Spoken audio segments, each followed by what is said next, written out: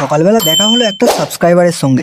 এই চ্যানেলটা একটা লাইক, কমেন্ট এন্ড সাবস্ক্রাইব করে শেয়ার করে দেবেন ভিডিওটা। ওকে।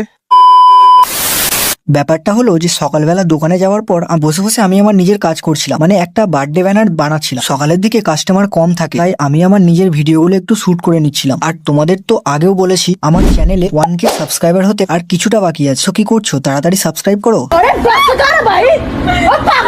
ঠিক আছে আর বলবো না। আর হ্যাঁ, তোমাদের তো বলাই হয়নি যে আমি একটা দোকানে কাজে ঢুকেছি। তোমরা হয়তো অনেকেই জানো যে আমি এই দোকানে আগে কাজ করতাম। যারা আমার আগের ভিডিও দেখতে তারা হয়তো বুঝতে পারবে। এরপর দুপুরবেলা বাড়ি যাওয়ার সময় দেখি আকাশটা খুব সুন্দর দেখতে লাগছে। দাঁড়াও একটু গান অ্যাড করে দিই।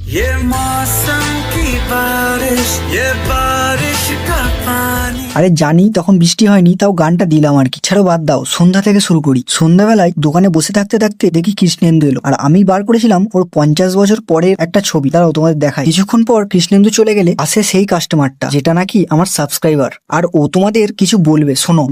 এই চ্যানেলটা একটা লাইক, কমেন্ট এন্ড সাবস্ক্রাইব করে শেয়ার করে দেবেন ভিডিওটা।